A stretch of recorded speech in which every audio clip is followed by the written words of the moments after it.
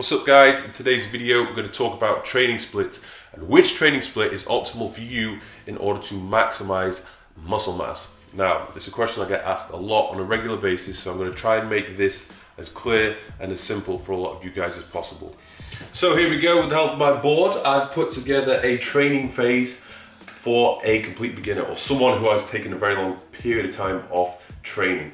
The complete focus of all of these phases is to teach that individual on how to engage the appropriate muscles and to introduce them to this style of training, okay? This individual is more than likely going to be doing exercises they've never done before, or they'll be using muscles which they've never actually been able to engage and contract, okay? So this is the sole focus.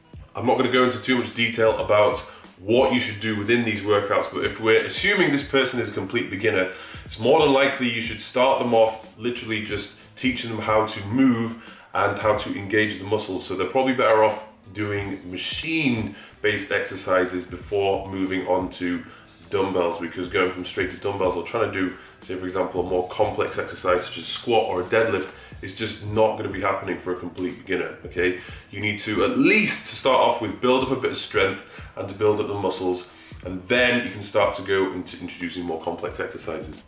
Now, a beginner can follow the same training program from anywhere up to 4 weeks to 8 weeks, even to 12 weeks, okay? As long as they're seeing progress and the quality of the sessions is still good, their body is changing, there's no real need to change things up.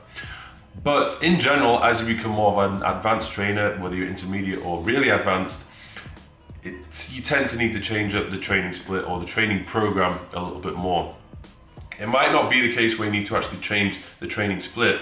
You could keep the same split going, but maybe change the exercises, or maybe look to add some drop sets, supersets, giant sets, whatever it might be, to make these sessions more intense.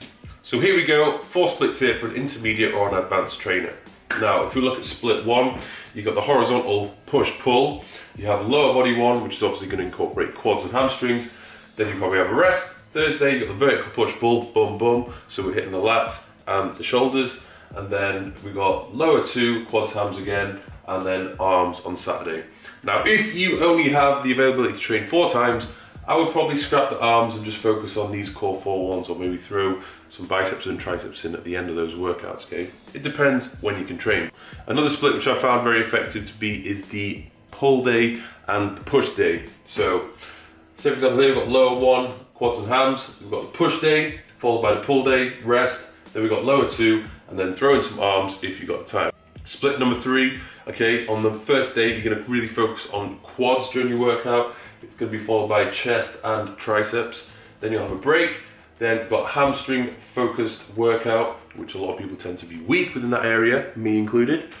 We also have back and biceps followed by that. And then on the final day, you have a weak point training day, which really is to focus upon any muscle groups which are lagging. So say for example, in the situation you are only training chest once per week. If your chest is lagging, then I'd highly suggest you train your chest again.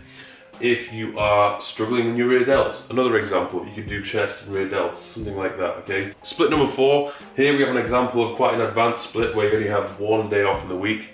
You could do this if you want to, but I understand a lot of people have the time constraints. In general, if the goal is to maximize mass, a good guideline to follow is to train a muscle group at least twice per week, okay? In general, if you leave it 48 hours before that, training that same muscle group again, you're going to be okay, but I don't recommend doing the same thing one day after the other, if you know what I mean. Now, when you do get to the stage where you are following an optimal training program or training split, which is going to help you to achieve your goals, it should do. But if you are still not seeing results, so say for example, you have a lagging chest, and then you follow a training program which has you hitting your chest at least 2 to 3 times per week. If you are still seeing no change in your chest, then it's probably not the program's fault. It's down to your ability to actually successfully execute that program.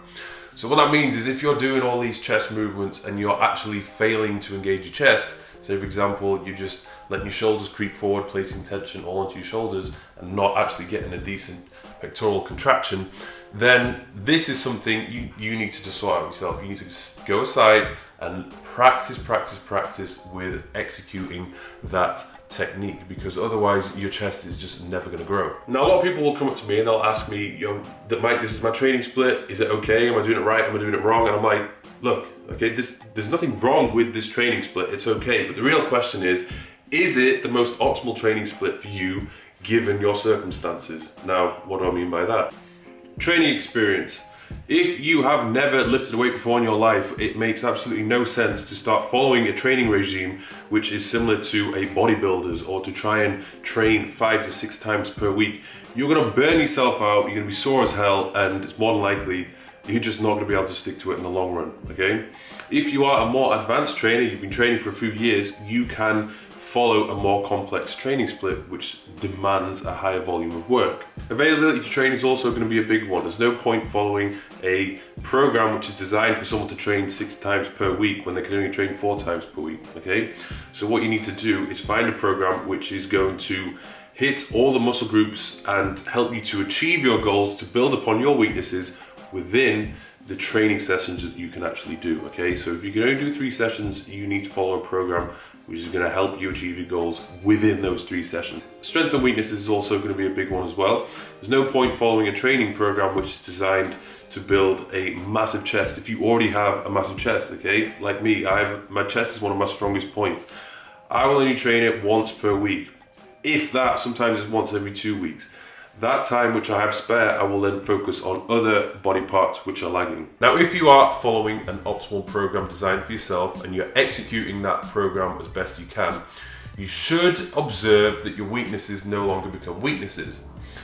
In some cases, other things or other muscle groups will more often than not start to fall behind for whatever reason that might be.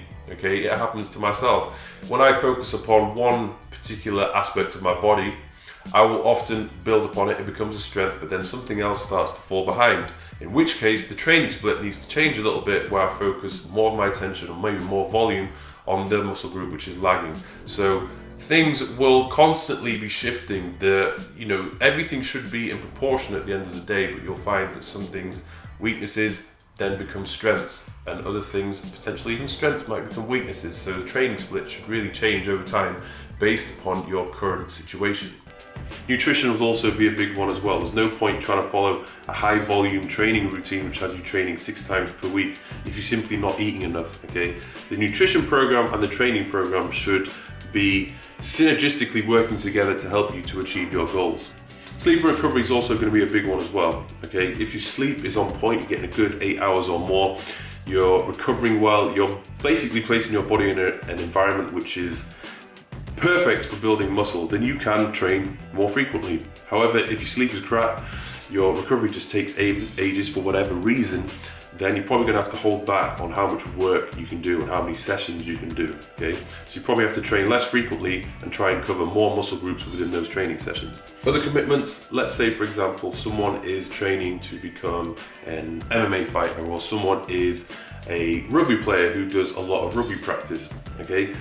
They're not going to be able to do 6 sessions per week because they're already doing so much activity already. So they would either need to do fewer training sessions, okay, which is going to help them to get better at that other commitment, whatever it might be, or they'll have to hold back and maybe, leave that other commitment and focus primarily on building muscle, okay? You can't try and do too much at once, otherwise you just burn yourself out and you don't give yourself enough time to recover from the workouts. So I hope you enjoyed this. I'll try to keep it as sweet, short and simple as possible.